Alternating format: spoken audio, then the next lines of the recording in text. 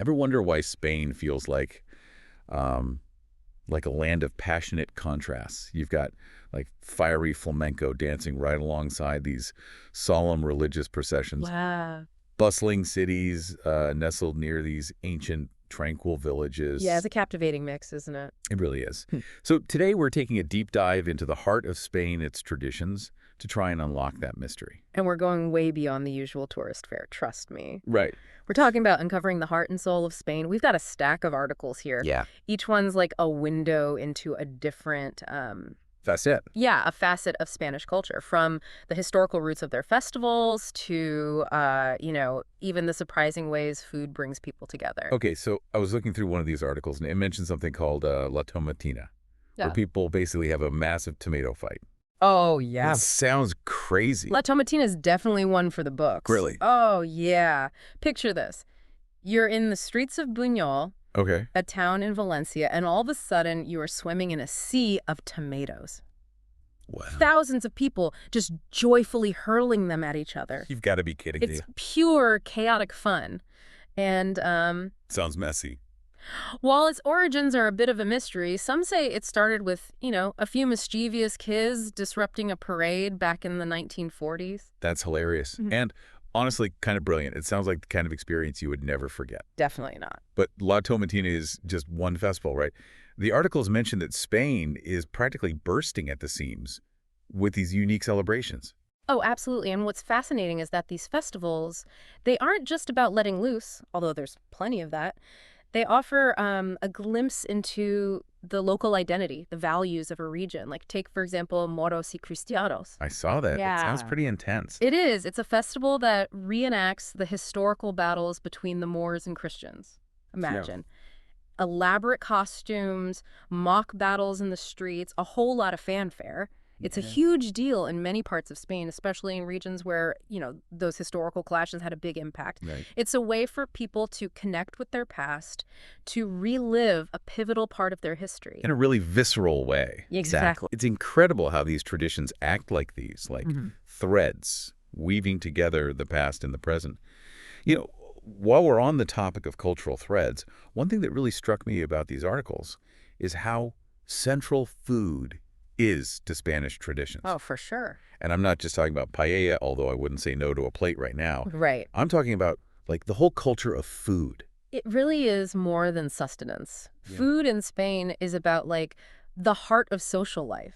It's a way to connect with loved ones, to strengthen bonds. Take tapas, for example. It's not just about grabbing a quick bite. It's a ritual, a way to savor these like small plates of delicious food with friends and family, sharing stories, sharing laughter. That sense of community again, Yeah, right? exactly. Like one article mentioned that even something as simple as eating bread has cultural significance in Spain. Absolutely. You see, bread in Spain has this rich history, both in terms of like its agricultural importance and its place in religious symbolism.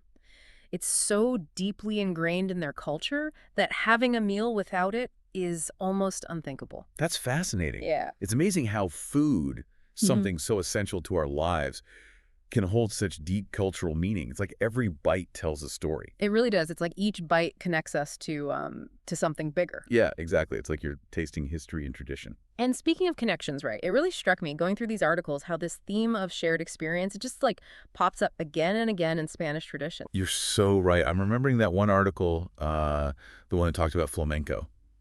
Yeah. And how it's more than just a performance. It's like Yeah. woven into the fabric of everyday life. Exactly. Flamenco is all about raw emotion, expressing the joys and struggles of life through music and dance. It's powerful stuff. It is. It's especially significant, I think, in the Andalusia region. You'll find people there like spontaneously breaking into flamenco in the streets or cafes. It's like this vibrant energy that just flows through their culture. So it's like even with something as artistic and personal as flamenco, there's still that element of shared experience. Oh, absolutely. It's about connecting with your own emotions, for Yeah. sure, but also sharing them with the people around you, That sense of community, it's so strong in Spanish culture. And speaking of connecting with something larger than yourself, one tradition really caught my eye, the Camino de Santiago. Oh, yeah. The pilgrimage. Yes. I've always been fascinated by the Camino. What is it, do you think, that motivates people to walk for months on end like that? Well, I think it's a journey with like deeply personal meaning. For some, it's a spiritual quest, a chance to strengthen their faith or reflect on their lives. Others see it as maybe more of a physical and mental challenge, Hmm. a way to kind of push their boundaries, connect with nature. One article I read mentioned there are actually multiple routes you can take. Well, yeah, Some are even like designed for different fitness levels or time commitments. it's true. It's true. Well, walking is, it's the traditional way to experience the Camino. You can also bike or even ride a horse if you want. Wow. It's incredible to think about, just thousands of people from all walks of life who have made this journey over the centuries. It's like this ancient tradition that still resonates with people today, reminding us that sometimes the most meaningful journeys, they're the ones we take on foot, step by step. It's powerful image, isn't it? It speaks to that duality we were talking about earlier, that fascinating tension between passion and contemplation that runs through like all of Spanish culture. It's everywhere you look, isn't it?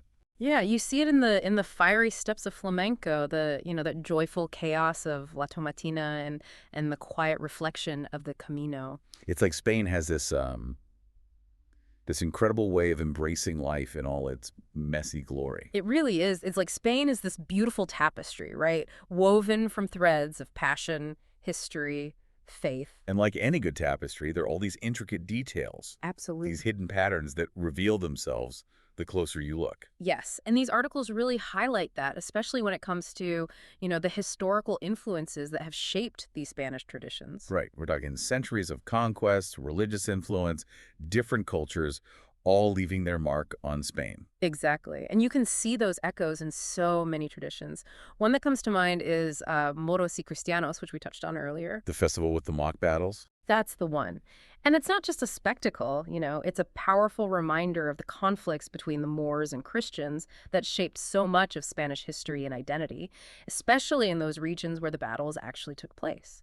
Imagine living in a town where, for centuries, like your ancestors commemorated these historical clashes. Right. It becomes more than just a festival, it's part of your cultural DNA. Wow. That really puts it into perspective. It's like each generation is carrying those stories forward, keeping that part of their history alive. Precisely. And it shows how traditions, they aren't static, They evolve, they spark debate, they reflect the changing values of a society. Which brings to mind another tradition that's like deeply rooted in Spanish history, but is definitely evolving.